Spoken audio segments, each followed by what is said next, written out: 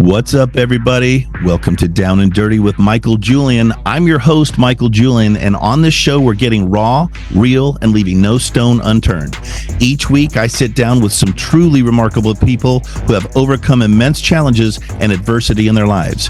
Whether it was childhood trauma, discrimination, mental health struggles, or any other obstacle thrown their way, my guests aren't just survivors, they're warriors who took their pain and turned it into power. They'll share their unfiltered stories and the life lessons that helped shape them into the forces they are today.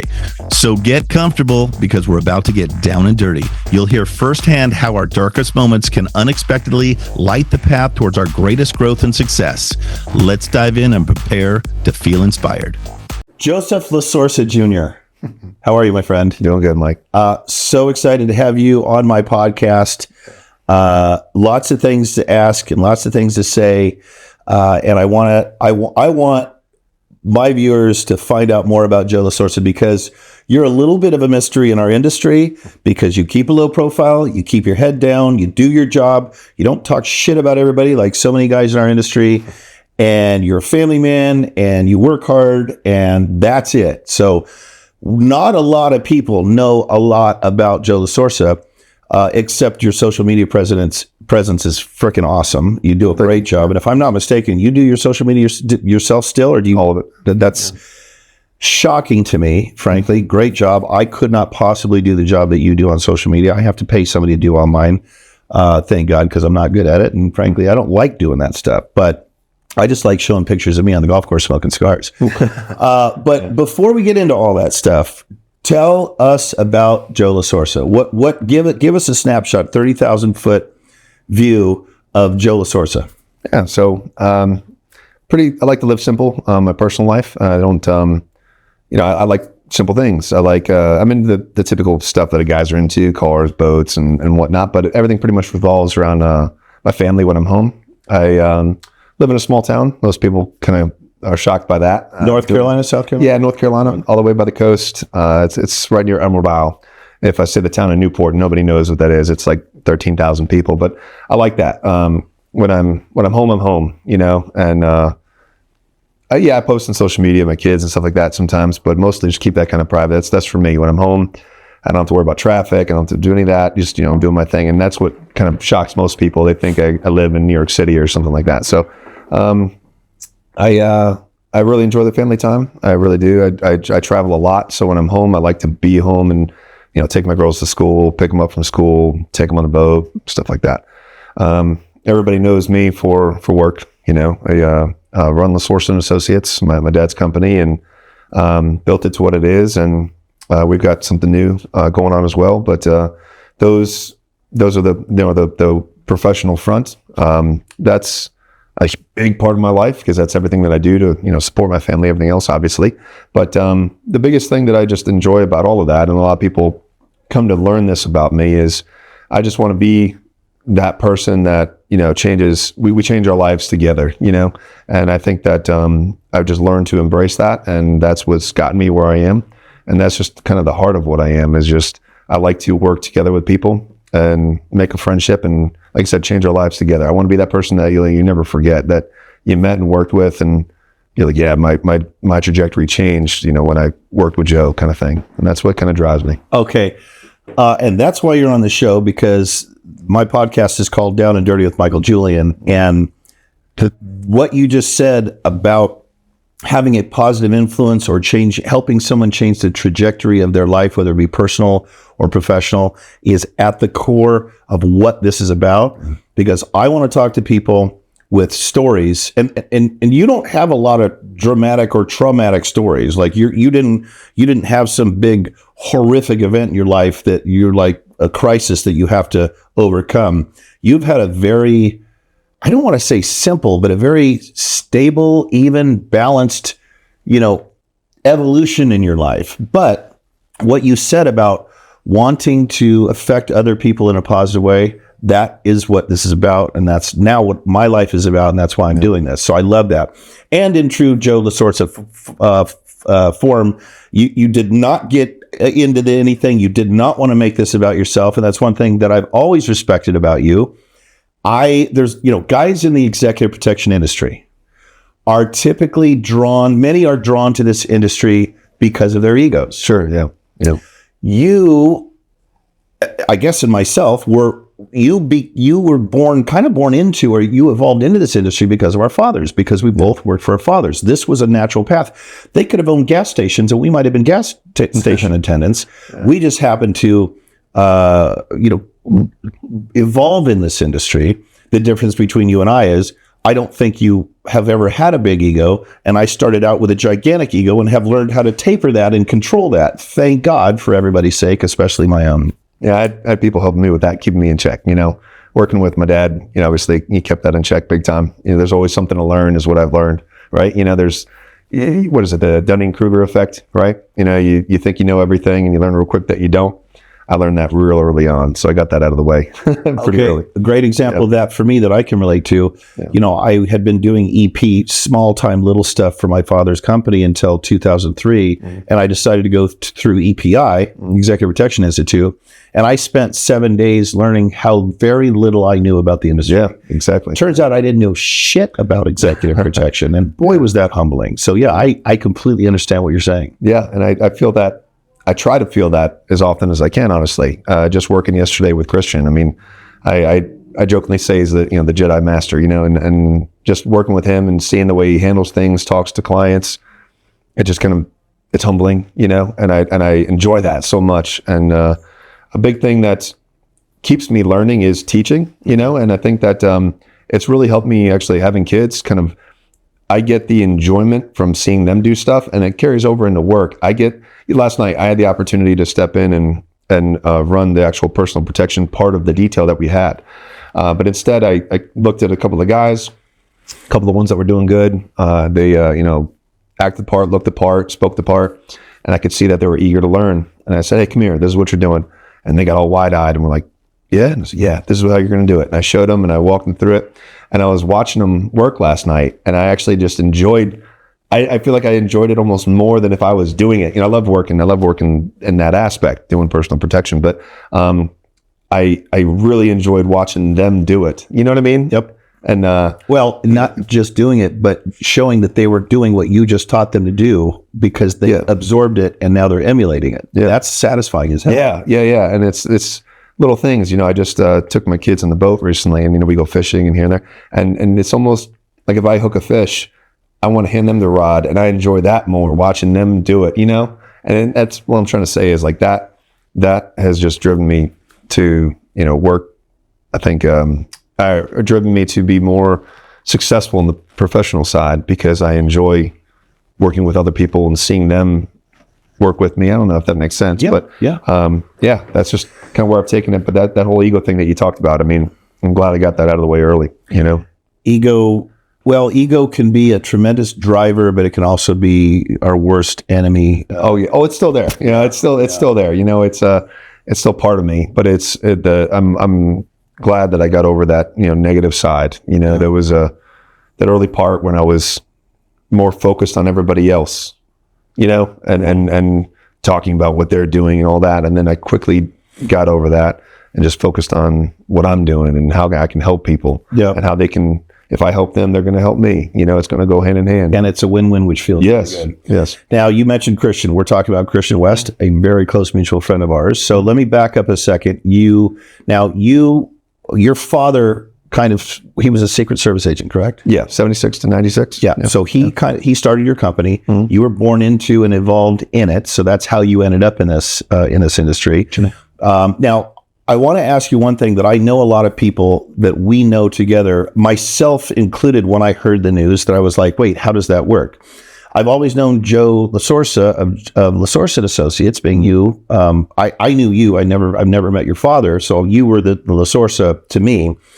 And then, Christian sold his company, and he went through his non-compete, and the day came when he's thinking, what the hell do I want to do now? Do I want to stay retired, or do I want to start a new company?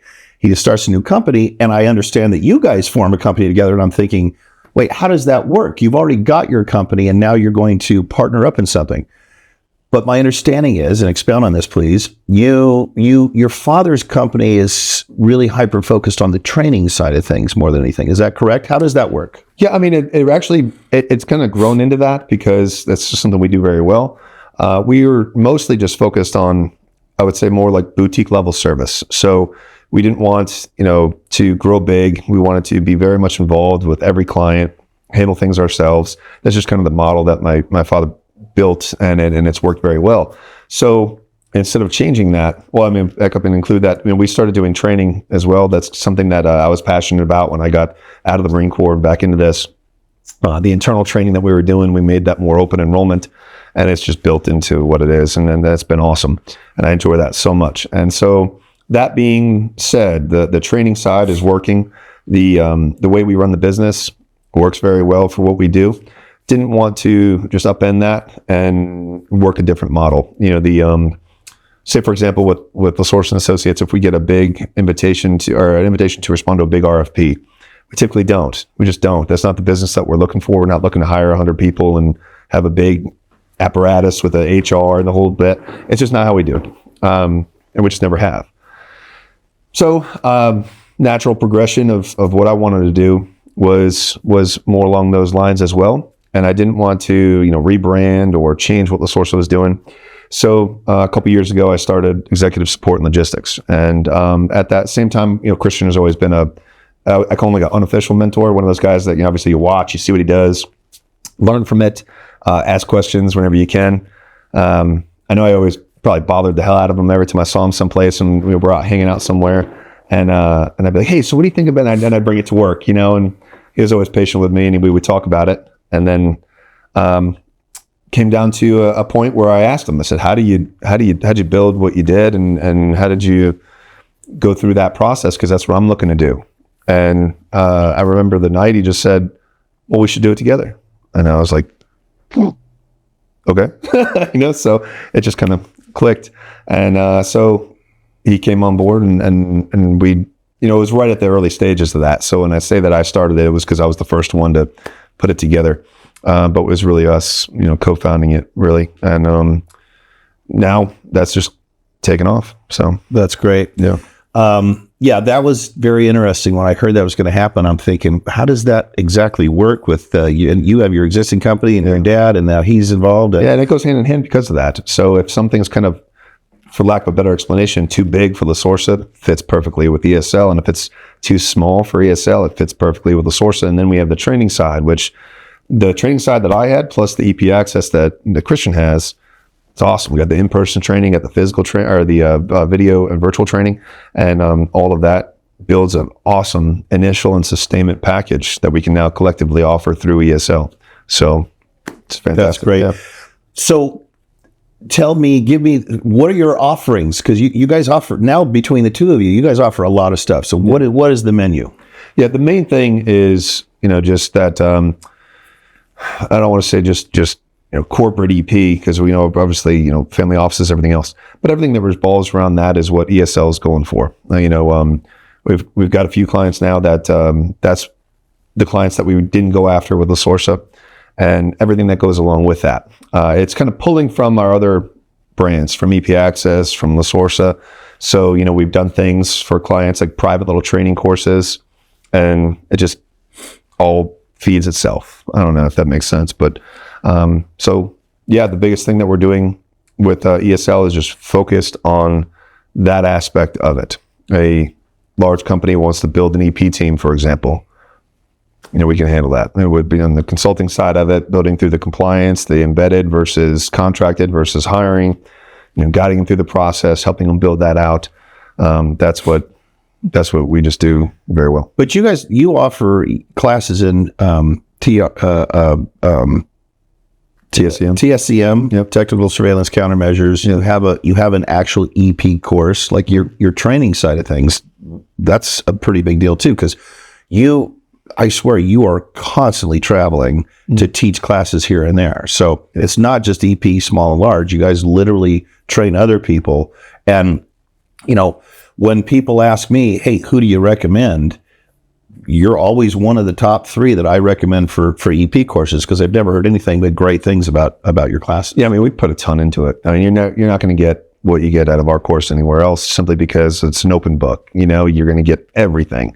And I tell every class, it's almost, they think I'm being a little egotistical when I say it, but I said, you'll never take a class like this. This is going to be a one and only for your career. This is going to be the class that you came and got more than you thought you ever would. And that's the way I design training. And we train on what we do well. So, EP, which everything that goes with that, EP, medical, defensive tactics, driving, shooting. We don't do that in open enrollment anymore, the shooting part of it, because most of our teams that we're training, 70% or more are unarmed. But we do shooting training on the private side, private courses, that is. TSCM, consulting, investigations, we do all that. And we do a lot more private courses than we do open enrollment. So we do open enrollment, I would say half a dozen a year overall. But like you mentioned, traveling all the time to do training, we do at least 2 private courses a month, I would say. Jeez. So, yeah. I didn't even know you're doing the private course. Yeah, because those aren't on the schedule. Those are just, a company says, hey, we've got 6 guys to train. Can you come and do it here? And based on what they want, how they want it, if we can, we will. And so we do that. Like I said, at least 2 a month that we're doing. That's why and I didn't even know you're doing those. So that's why I say you're constantly moving and shaking, teaching, doing EP. In fact, the reason you're here today is because you guys just did a huge event, massive event. Lots and lots and lots of people, lots of moving parts, lots of agents running around. I understand that went very well. Yeah, it was awesome. We had a awesome local partner. We brought in our whole management team and had over 40 people working a private concert, and it was fantastic. We had every piece of it. We had other vendors that we were working with too. So even over that amount of people, we had canines and EMTs and everybody else. So the whole apparatus was ours, which was great. Client trusted us with that, and Christian and I have been planning it and building it for the past 3 months, and it just all culminated last night, and it went fantastic. That's awesome. Well, I'm glad to hear it. So professionally, we've gotten a pretty good snapshot of things. But so now, where did you grow up? So I was born in Annapolis, Maryland, when my dad was working at the White House, actually. Then we relocated to upstate New York, Saratoga Springs. So he was working out of the Albany field office. Retired there. So I did 7 years in Annapolis, 7 years in upstate New York. When my dad retired, we moved down to Fort Lauderdale, Florida, which is where I went through high school and college. And Marine Corps brought me to North Carolina 7 years later. So I did 7 years Annapolis, 7 years Saratoga, 7 years South Florida, and then since then North Carolina. Awesome. Okay. Got married? Yeah. So in the Marine Corps, that kind of speeds things along. You get tempted with the BAH and everything else. So did what most young Marines do. Get married early. Had go from not being able to have kids to doing IVF in the Marine Corps and end up with triplets. So triplet girls. Oh yeah. Wow. Oh yeah. Yeah, triplet girls. Yeah, I remember that call. I was actually training in an infantry officers course, and it was really cool. I told the instructors that we had that test coming because it's forced. When you have triplets, there's no optional timing for your doctor's visits and tests. It's all scripted. Mm-hmm. It's a high risk pregnancy. So they said, we're going to check the sex of the children and tell you and all this. And so I was in the field, and so my wife at the time, she told me, I had to tell the instructors. I gave them my cell phone. You're not allowed, in this part of the training, we weren't allowed to have cell phones or anything. We're in the field for a week. And they understood. So they said, have her call, we'll answer. And so they gave me the phone in the field. And I remember they said, okay, first one's a girl. Second one's a girl. Oh. Third one's a girl. I was oh my gosh. Dude. So yeah, I remember that feeling. I just got the goosebumpies. That's so great. Yeah, it was crazy. That's awesome. Yeah. So that was 0 to 100, having triplets. I will say. Yeah. So most people, it's challenging having a child, and then having 3 all of a sudden. That's crazy. Yeah. So luckily, my parents were in the position. They came up to visit and help out. They rented a house, and then in North Carolina, and then went back after they rented the house. They went back 3 weeks later, moved back up to North Carolina. So they sold their house and moved up in 3 weeks' time. I mean, it was crazy. And so they moved up to North Carolina, 5 miles away, to help out. I mean, it was just had to, That was a nice little support system to have. Oh yeah. I mean, I was active duty at the time, and it was just crazy. So had to. So we had that. Wife at the time, first one, we ended up, going our separate ways, but I got the girls full time. So it was magic there. But that kind of forced my hand in my life. So you were a full-time dad of triplets. Oh yeah. So I had, I want to say at the time, 3 months left or so in the Marine Corps when that happened. And so basically I had to make the decision then, it's can't be a full-time father to triplet girls and be active duty really like that. So, made the decision to be done with the Marine Corps. And, like I said, got the girls full-time and got right back into what I was doing with my dad. That just worked out and, reinvigorated that drive to build the business and get into the training side of it, get more mixed into all facets of it, because we do consulting and investigations and everything else, and just grew from there. And shortly after, I met my current wife, Kelly. She met the girls when they were 11 months old, so she's mom. Now I met her in Vegas, didn't I? Yeah, sweet lady. Yeah, she's awesome. Yep, very cool. Yeah, I got a question for you.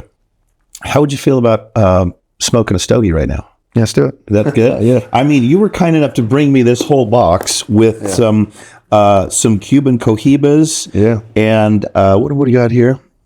Liga Privada. Yeah, I don't know how to say it, but they're good stuff. I don't know, but it smells delicious. But you brought these for me, so I'm going to be selfish and keep these. And I've got a whole box of them, so I'd like you to choose what you want.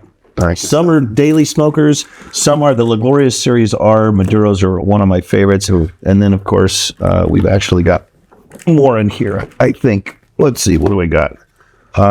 These are just some little guys. This is a Brick House Maduro. That's not a bad one. Choose what you want, buddy. All righty. And I'll keep asking questions. Yeah. Okay. So personal life, we're back up. Now we're to you're married, second marriage. You got 3 beautiful daughters, and you're living in North Carolina. Thank you, sir. If you don't like that, put it out. We'll fire up a new one. That's not a problem at all. Now, because you work your ass off, you travel all the time. I see pictures of you in these big, luxurious first class freaking pods where you can kick back and take a shower and all that stuff. What does Joe do for fun? What's the fun side? Because you got to have balance. Now, you seem very even keel. Unlike me, if I work too much, I lose my mind. I get angry, and people don't want to be around me. I don't see that side of you. What do you like to do for fun that keeps that work-life balance? Yeah, so mostly when I'm home, I like to kind of check off. Say last year, I was over 200 days gone traveling. So when I'm home, thanks. So when I'm home, I like to check off and do something kind of like on my own with my family. So we do a lot of outdoor stuff, do a lot of boating, do a lot of. I also have whiskey if you end up wanting some of that. So all right, we'll see what we get. Yeah, good stuff. So I mostly I would say if I could choose, something with my kids, we go on the boat all the time, and that's kind of what we do. In Eastern North Carolina, where we live on the beach, is my house is on the marina, first of all, so I can walk. My house on the marina. Yeah, it's awesome. So I face the sound. It's called Emerald Isle Sound, and my backyard overlooks the marina, so it's awesome. I can walk 50 feet out my back door, and there's my boat. So you're going to, I don't know, you a coffee drinker? Yep. So do you do your morning coffee on the boat? Sometimes. So that's my end all be all is going to be, I got a place at the river. That's all fine and dandy, but I'm only out there a few weekends a year. I want a place on the water with the boat and the dock, so I can walk down there with my morning coffee or my evening scotch and smoke a cigar. That is heaven for me. And and my marina's got the little stanchions with the lights on them too, so it's wonderful in the early morning or late at night. It's got that glow, it's awesome. But anyways, that's what, if I could choose, that's what I'd like to do. And then travel, obviously, traveling a lot. I'm lucky that it hasn't kind of burnt me out to it. I still enjoy it. I still enjoy the travel. So what I like to do, I've come pretty good at it. When I'm actually traveling for work, I kind of make a plan of how to come back, if you know what I mean. Yeah. It's like, if I go to Europe or something, I set up another Google Maps list of all my favorite spots and everything, the places I could afford versus where my clients go, and so, we try to set up something else. So, for example, Kelly and I, we went to Europe over Christmas break. Where'd you go? So we went to Prague, Budapest, and Vienna, Austria. Cool. So yeah, it was awesome. It was awesome. But setting that up, it's easier when you've traveled so much for work and you can just set that up. So that's it. I mean, just, everything kind of revolves around my girls and Kelly's amazing when I'm traveling. I don't have to worry about back home. She's got it covered. She's got it handled. Yeah, that's your partner. Yeah, that's the one that takes care of the home life, so you don't have to worry about that. Exactly. You can focus on your job, which is kind of like what's important about our industry is, as EP guys, we can focus on our clients' safety and security, so they don't have to worry about that. They can focus on what they do best. Yeah, and that's what allows me to be good at what I do, because I can focus on that while I'm going. Well, yeah. It's a blessing, and like I said, I like to be home when I'm home. Obviously I'm tied to my phone. That's something that we just can't get away from. Yes. It's just tied. Almost get jealous. We were watching an older movie, Kelly and I, recently, and it was before phones. And I remember the wife and husband, they were leaving for the day, and they kind of talked through where they were going to be throughout the day in case they needed to call each other. They could call each other, at the restaurant they were planning to go to for lunch. And I was like, Kelly's like, man, I can't imagine living like that. I mean, I would love living like that. Like people not being able to get a hold of you and you can just do your thing. Wouldn't that be nice? And for a control freak like me, I'm finally learning. My girlfriend said the other day, we're sitting on the couch. She goes, honey, where's your phone? I go, oh, I don't know. And she goes, are you okay? Are you sure? What, do you have a headache or so? I go, no, I don't fucking care. I'm relaxed. I'm enjoying my time with you. We're watching Resident Alien or Ted Lasso or something like that. I don't care. If anybody needs to get a hold of me, they can call somebody else that can take care of what needs to be taken care of. And that's a blessing. Yes. That's awesome. Good for you. I mean, it's a very, very, I'd say the most challenging thing I'm going through right now is not doing everything. I've done it. It's when your business has your name on it, and it's something that your dad built and handed to you. You have a certain connection to it, a certain, you're not going to let anybody else, screw it up for you. You kind of feel, right? You're not just protecting something you created, you're protecting a legacy that your father created. You've got to honor him. So there's a little bit of pressure in that, and I get that, but it's also my honor to be able to actually do that, hopefully successfully, and I think we have so far. But that is one thing, I can relate to people in the industry because we do the same thing. I can relate to you better than them because you and I both have our father's legacies and the business they created. So there's a little bit of weight on our shoulders, and there's some footsteps that we've got to walk in, or a shadow a little bit. But my father passed obviously like 25 years ago. So, but we're doing that. Coming from the same industry, guys that created that, and we're taking that hopefully to the next level. That's the goal anyway, right? Yeah. And it's just something that I'm having to learn to let go of on the ESL side, because I can't do everything. No. Times two businesses, for sure. Yeah. But then also the way that business is structured and the business we're bringing, I just can't. Yeah, it would be a severe limiting factor, absolutely, to do that, and it's just not working out, and it's just so hard for me to let those reins go, and be. I've always been what I call like a servant leader. I want to be in the lead, but I'm going to help everybody do everything and do it for them if I can. And so now trying to let that go is, I don't know. I have such an internal struggle with it because I almost feel. It's not about, if someone's going to screw it up. It's I'm not helping if I'm not in it and doing it and sure, working on it with them, Sure. So, so many ways I want to go with this.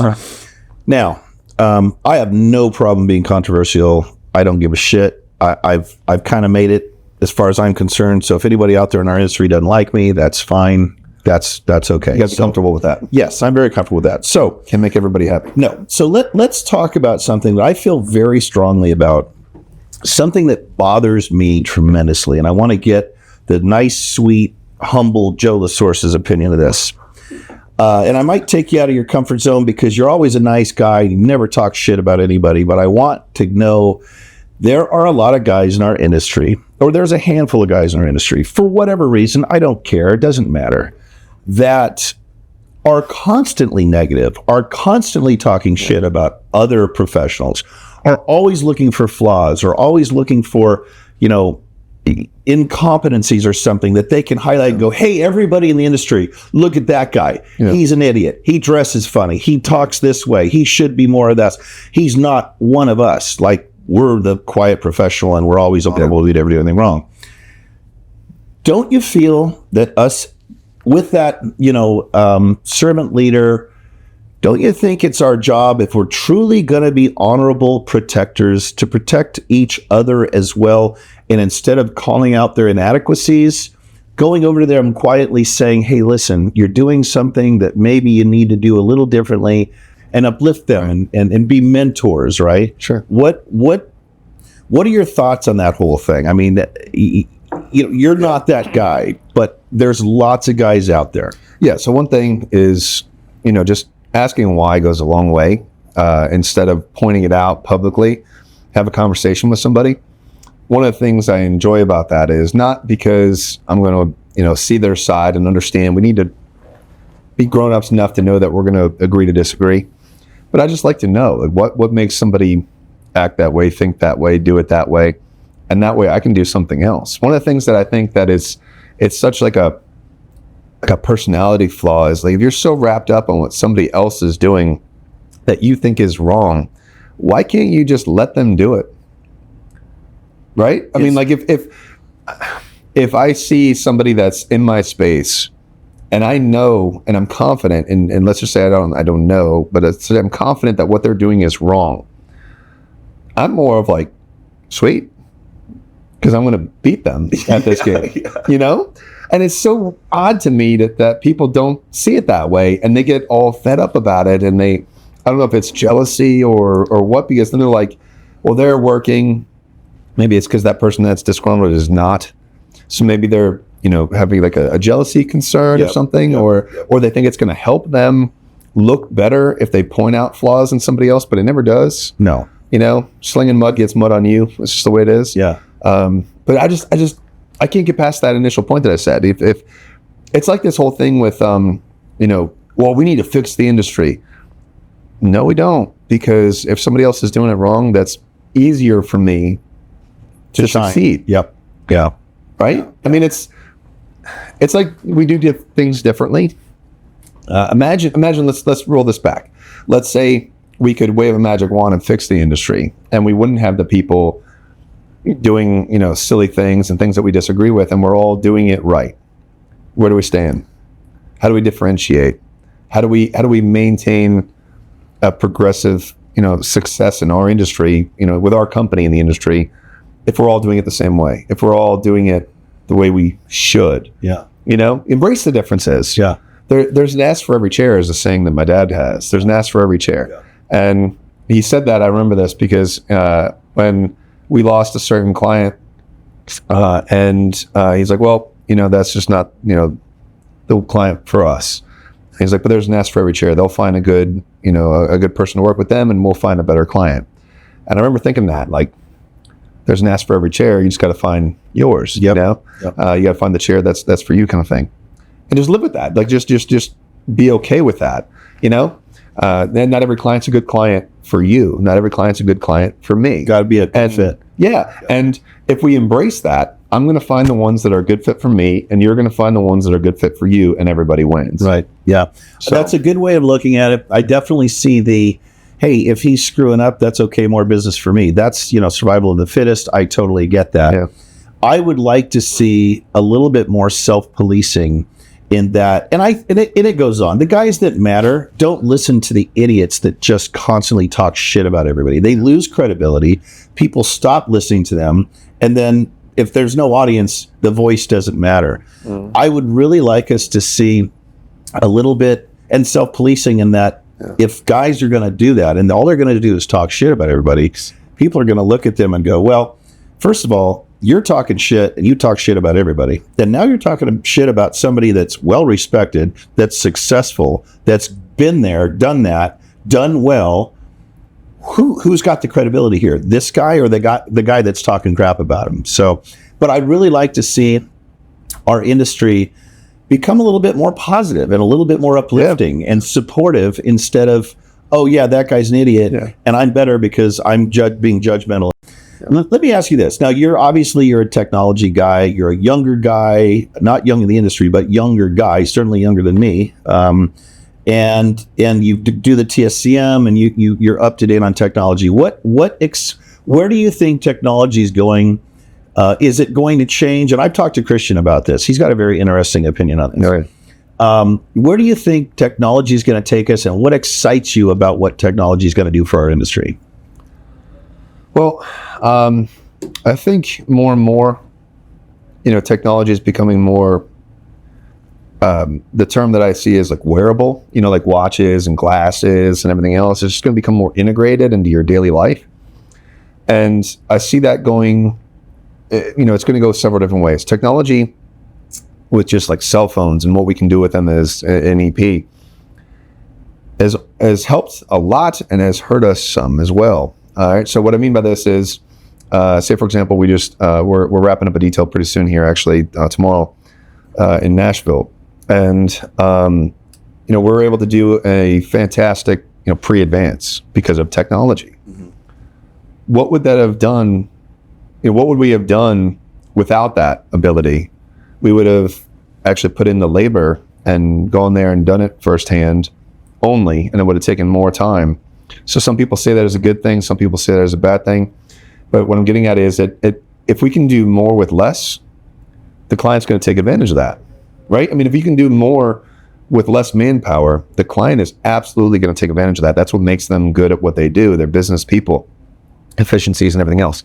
So the technology, the way that the technology is going to develop, it's going to help us, but at the same time, it's going to hurt us because then there's less people to do the job. It's kind of like AI. Let's look at that for instance. Yeah. What do you think that's going to? Will that revolutionize our industry? Or I don't think it's going to really revolutionize our industry. But what I brought that up was, say for example, I use it like crazy. I use it for a lot of things that I used to have to pay people simple things for. That I can simply put a question into AI, and it gives me a very good response instantly for a $20 a month subscription. Yeah. When I used to pay somebody a lot of money, to $100 an hour, even to do some things. So what I mean by that is it didn't replace them, but it took a lot off from them, right?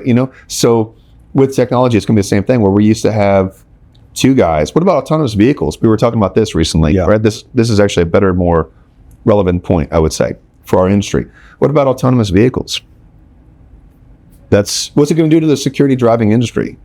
Once that becomes embraced, think about it. Once that becomes embraced, and it's like, okay, we have black car services, we have security drivers. Say, for example, in Nashville, we've got security drivers, we've got EP agents, we've got advance agents. What about technology when it can do everything without you? Basically, all you're going to have is that one person as the CPO, close protection officer, whatever you want to call them, and they're managing the technology around them. Yeah, they're managing these autonomous vehicles that are moving the EAs and leadership team everywhere. And what about when that becomes, I saw the numbers recently when we were talking about this, somebody brought it up and I can't remember the exact numbers, but it was the miles driven per accidents. Everyone's like, autonomous vehicles, they get in accidents all the time. Well, no, they don't. No. So they're actually a lot safer. Yep. And the technology is so new. What about when it becomes a mature technology and that's so much safer than having a person drive? Well, because the biggest concern with driving is safety, really. Let's be down to it. Yeah. For most executives, the biggest concern is safety. So let's look at that. You're concerned with safety and efficiency. You have a human driver or autonomous vehicle. Which one are you going to choose? And then again, I'm not saying it's going to go one way or the other, but it could, right? So, we have to shift. And this is what I love about Christian's perspectives on things, because not only does he see that strategic forethought, he sees how to fix it ahead of time. Yeah. He sees how to make yourself invaluable, right? What was it you referred to? You call him the what? You Jedi Master. The Jedi Master? Yeah. Okay, so everyone, he knows this and it embarrasses the hell out of him, but I have always thought of Christian as the Elon Musk of executive protection. Yeah. He is so innovative and thinks so far outside the box. So this thing just died. Should have some juice in it. Yeah. So far outside the box that... He talks about shit. We'll be hanging out, having drinks in the pool or something. He goes off on one of his tangents about some new idea. And I'm thinking to myself, Jesus, I would never have considered that. So it's pretty funny. But I agree. I mean, and think about the money saved not having to have a driver. You'll still want a front right because somebody's got to kind of be the brains and be there to physically be with the be with the principal, but no longer do you have a driver who will make mistakes, who will not listen properly, who will show up wearing stinky cologne the principal doesn't like. There's so many of those things. Never late, never tired. Never late. No, see, this is why, again, I like talking to Christian about this stuff, because then what about the evasive side? What about those things that a human driver see? So we have to just find our value points and work with that. So I wasn't saying that's going to happen, but it's just really interesting where technology is going to go with that. And trying to stay ahead of that. You mentioned TSCM. That's something that it's so hard to stay ahead of and then stay with it with technology, because the more conveniences we build into our lives with technology, the more vulnerabilities we have in that respect with technical security. Yeah. And it's a huge challenge. And that's why that's one of the things we do well, is because we embrace that. We embrace that it's not going to sit still. We have to stay ahead of it. Every time we do a job, for instance, we look at what else do we need to get trained on? What else do we need to learn about? What else do we need to buy to keep TSCM on the forefront? Yeah. Right, to stay ahead, right? Yeah. So I thought about, when you said that, the easy part of driving, AI or a self-driving vehicle can do, but what about the invasive side, when you need to know who's chasing you, if the vehicles, what they're doing? Now that throws a whole nother layer of difficulty into that. So yeah, I mean, you can see the videos, like the that awesome video of that security driver. I want to say it was South Africa, if I remember correctly. The guy. Transit. Yeah, there's the shotgun guys on the shotgun, which is on the opposite side. But the white guy, when they start getting shotgun, and he's doing all that. But before that, he's in his mirrors. He's in his mirrors. Yeah, well, if you watch the video and you watch before, usually they start the video right at the pop, pop, pop. Yeah. But if you watch the video before, he knows it's coming. Yep. But we have that reaction threshold. He can't just slam on the gas and start running through until somebody actually makes an action. Yes. But he knows it's coming. If you watch him, he's in his mirrors. And that's what you're talking about. That's what you're not going to be able to, the computer won't be able to do that. No. And that was a great video. If that would be my resume. Yes. I jokingly say this. I'd be like, if someone's like, hey, show me your experience, I'd be like, here's a YouTube link, check that out. Yeah. That's it. Yeah. If you haven't seen that one, well, I don't know what you'd even, South African evasive driving armored truck attack, something like that. It'll come up. Yeah, I've seen that several times. Great video. Yeah, it's good stuff. All right, let me switch gears a little bit. So here's a fun question for you, and think about it. If you were going to have a dinner party and you could invite 3 people, fictional, real, alive, or dead, to be at that dinner party with whoever you wanted, as big as you wanted, but 3 people that you wanted to be there, that you could sit, break bread, have dinner, drink wine, whatever, and experience being in their presence, who would it be? Yeah, it's tough. Yeah. I've really grown to admire Elon Musk. You mentioned him, and it's because of so many things about it. And this goes along with the other person I'm going to say too, is Mickey Mantle. So one of the things, I grew up with baseball. My dad's a big baseball fan and grew up with it, played it and everything else. And if you look at Mickey Mantle, one of the most just raw, talented individuals, and he had a pretty rocky career because he wanted to live life. Like, he wanted to not just live baseball, he wanted to do his own thing. And that always stuck out to me. And I see Elon Musk kind of doing the same thing, where he's like this revolutionary, obviously entity in the world, and he also just does what he wants to do. You know what I mean? Yeah. That's such a powerful thing. Yeah. And those 2 people came to mind because of that, because they have the world laid out in front of them. But like Elon, he's like, well, I'm still going to tweet whatever I want to tweet. Yep. I think that's so powerful, and how awesome is that? Liberating. I mean? Yes. I'm just going to do what I want to do. And I feel like, that was the 2 people that instantly came to mind. And third, I just think that the other third person that popped in my mind was Albert Einstein, just simply because I think that, somebody like that, somebody that had that, if you know his life history, what he went through, the way he saw things, honestly, in my opinion, one of the most impactful people in world history. And if I just say this right here, imagine if he had stayed with the Germans, if he didn't flee because of the persecution for being his religion and everything. What if the Germans had the bomb? Yeah. Look at, and not to off topic the conversation we have about the 3 people at dinner, but look at this real quick. Look at the control the U.S. showed from utilizing the bomb to win the war, but we stopped. Yep. And we actually rebuilt the world essentially after what we did. Yes. We tried to fix it. Yeah. Would Germany have done that at the time? Would the leadership of the Third Reich, would they have stopped would Russia? They would have capitalized on complete domination. And when I saw that in a documentary, I thought, he knew that. Yeah. Albert Einstein knew that. And that's why he did what he did with the US. So I think I would love to just, obviously, the pick his brain, phrase, but obviously who wouldn't want to pick his brain? But that's why I'd want to pick his brain. Yeah. Is the foresight and all of that. So those are three people that just popped in my head when you asked that. I would love to have that conversation. I can definitely, I'm not a big baseball fan, so I don't know that I would have picked Mickey Mantle, but I can certainly see the other two, Elon for sure. I want to hang out with that dude. Like, I want to just bullshit with him and talk about anything that happens to come up, because he seems like a very, very fascinating person. Yeah, I don't think you would, be able to just stay on par with him. I mean, he's one of those guys that would just make you feel so small, but in a good way. You know what I mean? Like, just like humbling. Yeah. Like, I've had a client before that just every time you talk to him, he made you feel stupid because he was so smart, so just ahead of it. He would be typing on his iPad and having a conversation with you. That's how, just intellectual he was, and then just this mind.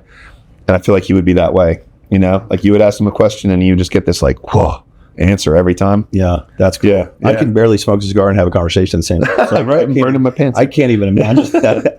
All right, let me ask you this for fun. If you could unevent anything in history to either see what the outcome would be or to change the course of history, what would it be? AI. Yeah? Yeah. Yeah. I think that's like the scariest thing that I could think of. It is. It's because it's uncontrollable. So, people would say, nuclear bomb, or, we just talked about that actually, like people would say that AI it's going to be uncontrollable. It's not a bomb. So it's going to be integrated. Look at how much it's changed in the year or whatever since it's been around. And it's been around for longer than that. I get it, but look how much it's been integrated into everything. You can't open an app now, Microsoft, Facebook. You can't open anything without it showing, hey, look at our AI. Look at this. Use our AI. Use our AI. Use our AI. And it's going to become part of everything. It's going to be part of your phone, like your phone calls. Like, you're going to be saying something, and it's going to trigger all these actions now, just every little thing. And I think, to make a joke out of it, like I've seen Terminator 2, like I know, where that's going. Yep. And I think it's just, I don't know, scares the hell out of me, Well, it does me too. And frankly, I didn't even pay attention to it until I heard the question asked of Elon Musk. Mm-hmm. What is the most dangerous thing in civilization we're faced with right now? And he said AI. And that's kind of where I was going with it too, is, I follow him and watch him, and I remember that conversation. And when he said that, that's actually why it scared me so much, was because he sees it that way. And again, his mind, the way he sees things. Yeah. And if it scares him, it scares the hell out of me, Yeah. Right. Yeah. I would tend to agree that if there's something that Elon Musk is fearful of, it's something to pay attention to. Yeah. Here's a guy that's literally changing the world for the better. Yep. Right. Yeah. With everything that he's doing. And with everything he's doing, everything that he's doing is if you look at it, it's shifting our future. Take the perception of him that you have, and just look at what he's doing. Exactly, it's shifting the future is a good way to say it. And he's scared of AI. Yeah, that's something to think about. I definitely agree with that. So where do we see Joe LaSorsa in 5 years? Well, so I was joking about it last night actually with one of my guys. We were talking about like retiring, and I could definitely see like retiring, and just I told the guy I was talking to, my guy Elliot, and I said, if I retire, you'll never see me again. I'm just going to be in Montana, living on some creek or something. I can see that about you. Yeah, and that's just kind of where I see myself in 5 years. No, I still have enough that it's really my kids. I want to make it so, I don't have to worry about them. And I had figures in my head of where I needed to be, and I've gotten there 3 times already. But I keep building that. So I don't know. So in 5 years, I want to be Really just comfortable with where I am with my girls and setting them up for their life. And I really want to get just, I don't even know how to put it into words, now you ask it. I just really want to be happy with, the people that I work with. One of the things I like working about Christian is, I admire him a lot, and it's easy to work with him because we get along. And I don't want to spend time doing what I don't want to be doing. And that's where really my 5-year plan, if I could put it into words now that I'm working through that processing. Yeah. I only want to be doing what I want to be doing. Not what you have to do. Well, not what I have to do. Yeah. I think that's a really good goal. Well, I got really jealous when I saw Chris Ballou's announcement that he's departing the private security industry a couple days ago. Yeah. And he's doing some nonprofit work and everything else. And that's what I was like, that is a good place because he's going to be doing what he wants to, not what he has to do. Yeah, it's awesome. Good for him. If you think back in your life, is there any one or two people in your evolution? Obviously, your father had a lot to do with it, like mine did. Is there any one or two mentors or influencers or people that stand out that really helped you have a shift or a new perspective or new inspiration? And it can be negative. It could be somebody that you watched, observed, and went, "Oh man!" And you learned a lesson of what not to do from that person, and it made you take a right turn to go in a different direction. Yeah. So the biggest one there in all of those ways is my dad. I mean, he showed me so many good things, and then a lot of things that I don't want to do, which is just a fair point to say that you're going to want to do things differently, and with work, so my dad with work, he's always wanted to keep it where his hands are in it. If he's not doing it, it's not going to happen, so I say that in that I wouldn't be who I am and where I am and anything without him. Too many people to list, honestly, for all of this. Personally, my wife, she's just the best person I know. I mean, honestly, she's just freaking angel. I don't still get this feeling sometimes. I'm like, how are you so good? How are you such a good human? And that just drives me to be good. Professionally, so many. I mean, obviously there's a lot of people that can say, yeah, I'm not going to ever do that. But a big turning point in kind of my, I would say professional career, Joe Altera, he just an amazing example of a person, a father, a professional, and I just another unofficial mentor. I've never said, hey, I want you to be my mentor, but I follow him and watch him. So many guys. I'm signing up for James Hamilton's thing today. His mentorship 12-week protector. He just sent me the form last night or this morning, and I'm going to sign up for that. So there's so many people. There's so many things. I think, and I can't really pinpoint it into one because there's just so many. It's hard to answer. But well, that's cool because that means you're somebody who observes multiple people and then pulls the positive or you see lessons from lots of people. You observe them and go, oh man, that was neat. I really like that. I will emulate that. Same thing with that person. And right when you said that, it made me think of why. I got two older brothers, and growing up, that's what I did. It just kind of clicked when you said that. So I got two older brothers, and growing up, that's what I did. Is I saw them, and I'm talking when I was a kid. I saw them get in trouble for doing something. I was like, yep, not going to do that. Or when I saw them do something good, I was like, yep, I'm going to do that. Both of my brothers are at the top of their fields, so I got two awesome people to look up to there. They've made it to the top of what they do. They're both in the maritime industry. Yeah, and so I can look at them even now and see what they do. I have awesome role models there. But growing up, it was both ways. I can learn how to do that and not to do that, and that's where that comes from. Is growing up with that, and I think that's just kind of carried with me. Yeah. So I just kind of stay quiet and watch, ask why. Yeah. And learn that way. And I think that's where that comes from. Having two older brothers to model after. Well, I think that's such a great perspective because you're always observing and you're always looking for things that you can learn from different people to help make you better. And I think people that have that perspective will evolve continuously and further than other people that are just like, look at people and go, yeah, whatever. And they're not looking for something to learn from those people, you know, to be a student. You're a student of humanity and behavior, and that's great. And by the way, I want to go back to James Hamilton, friend of mine. I've done a live stream with him that was really cool. I too am fascinated by the guy. I think he's great.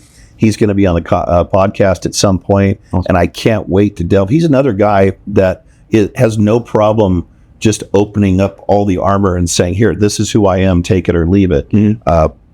Also reminds me of Jared Van Dresch, a guy that will say, hey, I've got no secrets. I'll tell you about all of the shitty things that have happened to me in my life.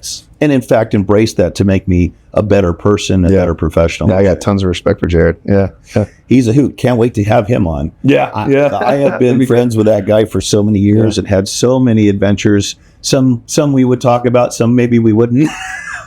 So I'm looking forward to having him on as well. There was one. He and I, we had he's not one to hold back what he wants to say. Nope. And so, me coming into the industry, I always felt like we had like a rocky, kind of start. And I remember it was a night hanging out with Christian, and he was poking fun at me for stuff, as he does, and the ones that sting too. He doesn't, he knows where to get you. Oh yeah. And we kind of passed each other real quick, and I grabbed him. And I was like, hey man, we're different, but I want you to know, like, I really respect the hell out of you. I really do. And I appreciate, how you don't hold back with me, and I just want you to know that. And he kind of looked at me like, are you fucking with me? Right. Right. And I was like, I mean it. And he's like, and he kind of walked away, and I could see him like walking away, like he was perplexed. What just happened? But it was awesome from that point on. I think it's been, totally different. Well, I don't know about with you, but for that moment for me, because I'd known you in passing and from the industry and stuff for a long time, and of course social media. For me, that time with you is when we sat down at the Versace mansion that is now a restaurant in Miami. Christian being the common denominator that brought us together. We sat down for dinner with another group of people, and I finally had a chance to actually have a conversation with you.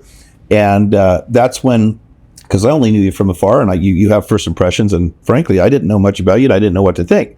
So when I finally got to sit down and talk to you, I'm thinking, man, this dude is just, he's humble and friendly and just yourself. There's really no holding back. And that's probably when I was able to gain respect from you, when I got to see just below what I saw personally, and I got to actually have a conversation with you. So that was good, and that's certainly I think when my level of understanding and respect for you starting to grow. So I'm happy for that opportunity. What's the future look like? Where are you going with the company, and what's your, do you have an exit strategy? No, I don't see one of the let's say like downsides of having your name on the brand is it's hard to market that, so I don't see ever, letting that go, getting acquired or anything. I just don't see it. I mean, I'm sure it's going to happen eventually, but it's one of those things where how does somebody buy a brand with your name on it without you being part of it? So I plan on keeping that really forever. And, my daughters are into it, so we'll see what happens as they grow up. Are they? Yeah. That's freaking cool. So I take them one at a time on trips. And so, for example, my middle, they're triplets, but I say my middle because they're born a minute apart, And my middle daughter, Bella, she says, I want to go to Miami where you work. She's like, I want to see it. I want to do, I want to see the driving course. I want to see, all this, And so we did. I took her down and we did that. So they're, they're a little into it. Obviously, they're 14. So sure. They don't sure know what work is. But they're curious and interested. Exactly. That's a so we'll see. So I plan on hanging on to the LaSorsa side. ESL, we want to grow it. We want to do it differently. And that's executive security support. Yeah. Logistics. So we made that decision. Executive support and logistics versus executive security and logistics. We support executive. Yep. So that I want to be able to grow and be that servant leader for a large apparatus of various clients and have a lot of people that I want to work with. Yeah. You know? So cool. I love that. Yeah. Now, I want to touch on one other thing before we wrap up, especially because they're a paid sponsor. We both know and are friendly with Frank and Alex Stewart from Premier Body Armor. Yeah. So I'm going to plug them, not just because I like them, but because they're an actual sponsor of the podcast. And what made me think of it was I'm thinking, okay, we need more quality women in EP. We desperately need more women doing the job because that is a niche that you can't fill with a dude if a client wants a female for any reason whatsoever. And it made me think of this because Frank, before they even were going to be sponsors, because we're friends with them, Frank and Alex created this bulletproof vest for women. And it's actually, they gave this to my girlfriend, who, frankly, you've seen my girlfriend, we weren't sure any bulletproof vest would fit her because of certain attributes. And this thing, actually, we put it on her and it fit. But this is literally built with room for females with a chest, which I thought was pretty cool. Yeah. So I want to just talk about those guys for a second, because every time we go to visit my girlfriend's family in northern South Carolina, they're in southern North Carolina in Gastonia. So we always go up. There's something called the Heritage Whiskey and Cigar Lounge. And of course, Frank's got a membership and a locker full of cigars. He always gives me cigars. So we go hang out with those guys. But one thing that and you know about this, so we're going to talk about this.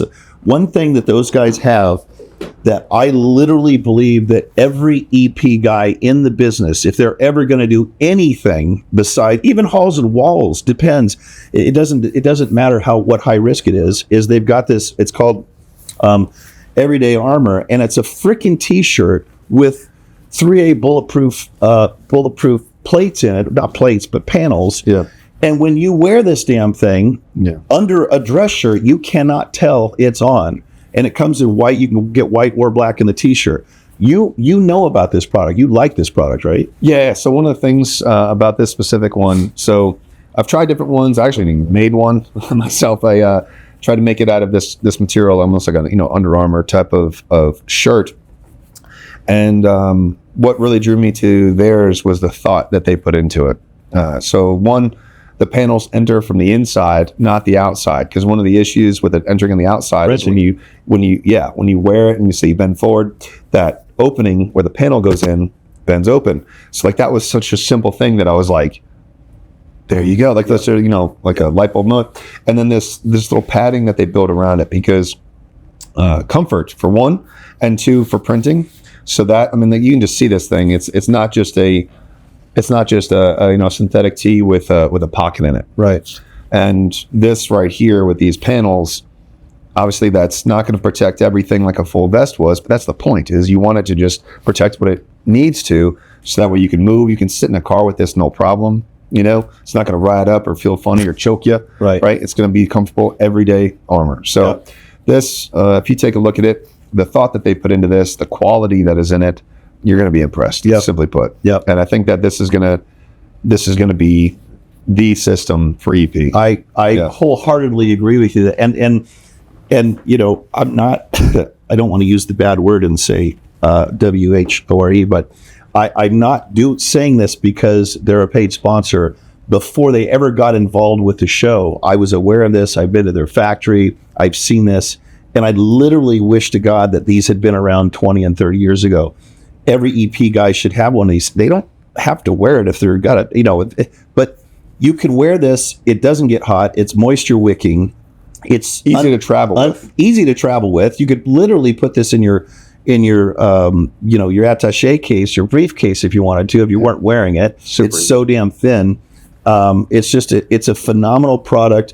If anybody is interested in this and getting one of these, just Google Premier Body Armor and tell those guys, get a hold of them and tell them, mention Down and Dirty with Michael Julian podcast, and you get 5% discount, which is kind of cool. It's a deal. And they're not overly expensive, but they're not cheap. This is not cheap technology. No. So it's definitely let's say, what's the word I'm looking for?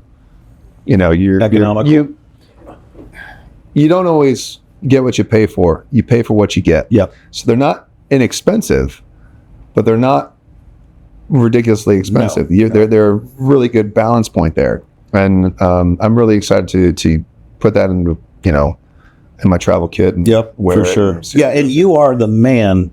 I love your posts. You're like, this is my go kit here. This is my, my rig for, your weapon and flashlights and all the cool stuff. So I'd say that's a pretty good endorsement for you to like that. So if anybody's interested, Premier Body Armor, mention the Down and Dirty with Michael Julian podcast. You get 5%, which 5% is better than no percent, I think.